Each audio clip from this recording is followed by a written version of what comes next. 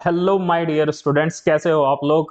और कैसी चल रही है तैयारी यूके पीएससी जेई की। ये एग्जाम आने वाला है दिसंबर 2024 में। इसका नोटिफिकेशन जो अभी आया है उसमें बताया है कि दिसंबर में एग्जाम होने वाला है। अभी बच्चे बढ़िया करके तैयारी में लगे हुए हैं। उनके दिमाग में ये बात तो रहती ही है कि मतलब भाई अब अगले साल इलेक्शन होने वाले हैं, तो नौकरी मिलने के चांस बहुत ज्यादा बढ़ जाते हैं। तो मुझे लगता है यही सबसे बढ़िया समय है। जितना भी आपने मेहनत कर रखी है, पिछले साल की जो मेहनत है, ठीक है, उसको बस आपको 1-2 महीने हैं आपके पास, अच्छे से किस तरीके से आपको उसको समराइज वे में आप पूरे 2 महीने जितना भी समय है अभी, उसको आप यूज करके अपना एग्जाम में, ठीक है, किस तरीके से आप मैक्सिमम अपना इनपुट लगा सकते हैं।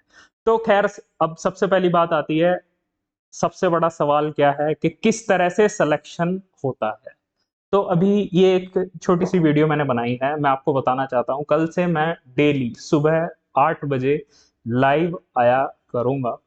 और ये जो मेरी सीरीज रहेगी, जो UK PSC JE Uttarakhand public service commission का जूनियर इंजीनियर लेवल का जो एग्जाम होने वाला है, उसकी तैयारी के लिए हम ये सीरीज स्टार्ट कर रहे हैं। डेली सुबह 8 बजे से ये मेरी क्लासेस रहा करेंगी। तो अभी हम कल सुबह जो मेरी क्लास होगी उसमें हम ये डिस्कस करेंगे कि जितना भी समय हमारे पास बचा है उसका हम मैक्सिमम यूटिलाइजेशन कैसे कर सकते हैं, किस तरीके से हम कितने सब्जेक्ट को कितना कितना टाइम देंगे।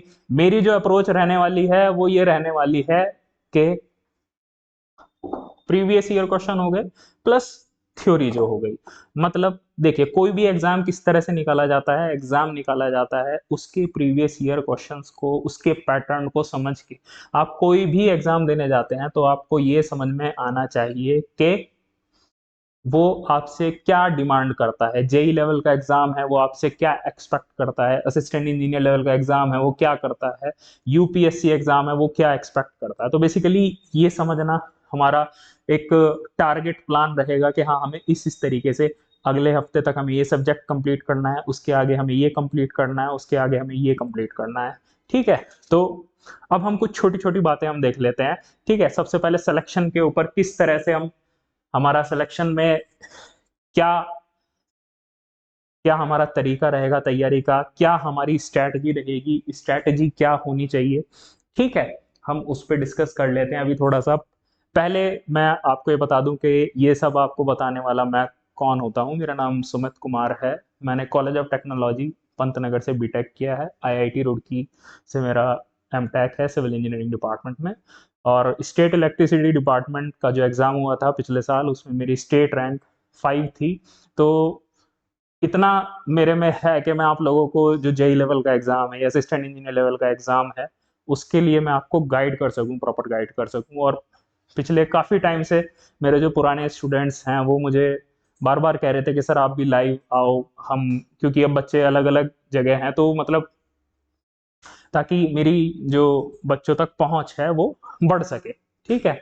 तो अब बात आती है क्या होनी चाहिए हमारी स्ट्रैटेजी। स्ट्रैटेजी आप देख रहे हैं यहाँ पे, जो आपके प्रीवियस ईयर क्वेश्चन पेपर हैं, ठीक है, जो प्रीवियस ईयर क्वेश्चन पेपर हैं उनको करो। जो पिछले साल का पेपर आपने दिया होगा या उससे पिछले साल का उत्तराखंड पब्लिक सर्विस कमीशन का पेपर है, उसको time bound manner, time bound manner मतलब अगर 2 घंटे का पेपर है या 3 घंटे का पेपर है तो घड़ी के साथ 3 घंटे लगाते हुए उस क्वेश्चन पेपर को करो। ठीक है। कुछ क्वेश्चन ऐसे होते हैं भाई, थ्योरी का क्वेश्चन है, टिक मार्क क्वेश्चन है, एक छोटा सा टिक आपको 1 नंबर दे देगा। और एक न्यूमेरिकल है, उसमें आपको सॉल्व करने में 5 मिनट 10 मिनट भी लग सकते हैं, तो भी आंसर ना निकले, वो भी 1 नंबर देगा। तो जो ये जो चीज होती है, ये आपको कहाँ से पता चलेगी, जब आप प्रीवियस ईयर क्वेश्चन पेपर देंगे। ठीक है। और जब आप पीवाई क्यूज कर लेंगे तो जो थ्योरी है, जो उससे रिलेटेड थ्योरी है, वो आपको पढ़नी रहेगी। ठीक है। अगर आप पहले थ्योरी बाद में क्वेश्चन करेंगे तो इस चीज में दिक्कत आ जाती है। ये सिविल इंजीनियरिंग बहुत बड़ा एक सब्जेक्ट है। और फॉर एग्जांपल अगर आप एनवायरमेंटल इंजीनियरिंग की एक किताब उठा लो, 1500 पेज की एक बुक है, ऐसी 2 बुक होती हैं, आप उस पूरी को पढ़ लोगे तो भी पीवाईक्यूज शायद ना होने पाए। ठीक है। इसलिए तो टारगेटेड पढ़ना बहुत इंपॉर्टेंट है। ठीक। तो यहाँ पे जो मैंने बात कही हुई है कि क्या इंपॉर्टेंट है, आपको पता होना चाहिए कि क्या पढ़ना है, और उससे ज्यादा इंपॉर्टेंट है आपको ये पता होना चाहिए कि क्या नहीं पढ़ना है।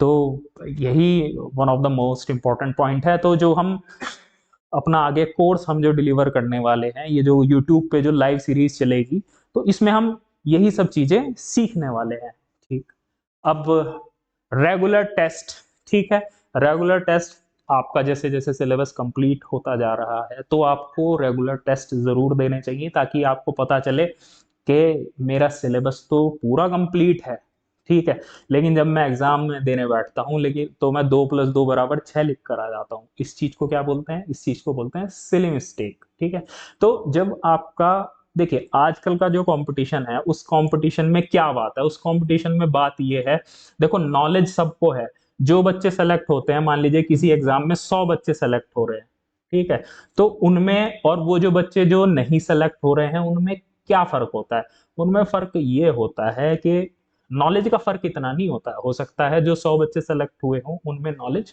कम हो और जो सेलेक्ट ना हुए हों उन्हें ज्यादा आता हो। आज का जो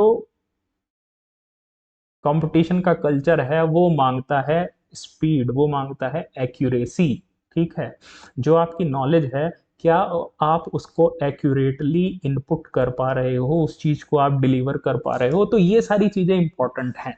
ठीक है, तो इसलिए आपकी जो फाइनल फाइट होनी है किससे होनी है, आपकी फाइट होनी है एग्जाम पेपर से, टेस्ट पेपर से, तो उस टेस्ट पेपर को अच्छे से करो, उसे दो, अपनी गलतियों को समझो, महसूस करो और उसको रिमूव करो, बात खत्म। ठीक है, तो इसलिए कहा जाता है आपका नो पेन नो गेन। बच्चे क्या करते हैं, बच्चे डरते हैं टेस्ट पेपर देने से, क्यों यार मैं टेस्ट पेपर दूंगा कहीं ऐसा ना हो कि पता है यार मेरे नंबर कम ना आ जाए, मेरा ऐसा ना हो, मेरा वैसा ना हो। नहीं, कोई बात नहीं, यही चीज आपको एग्जाम सेंटर में ही फील होनी है। तो इसका फायदा है 2 महीने पहले खुद करके देख लो, अपनी गलतियां नोट आउट करो और उस पर काम करो। ठीक, चलो, यही चीज मैं आपको बेसिकली समझा रहा था। जो आप टेस्ट देंगे, ठीक है, टेस्ट से आपको क्या पता चलेगा, टेस्ट से आपको पता चलेगा वीकनेस क्या रही, कमजोरी क्या रही, ठीक है, फिर उस वीकनेस को आपने जो आपने प्रैक्टिस, जो आप प्रैक्टिस करेंगे, ठीक है, उससे आप उस वीकनेस को क्या कर देंगे, खत्म कर देंगे, और उससे क्या बनेगा, स्ट्रेंथ, आप में मजबूती आएगी, और जो टेस्ट फिर से टेस्ट, मतलब इस तरीके से ये एक सर्कल चलता चला जाता है। ठीक है, तो इसी को हम क्या बोलते हैं, रेगुलर इंप्रूवमेंट बोलते हैं। ठीक है, तो बच्चों कल से मिलते हैं हम लाइव। बाय।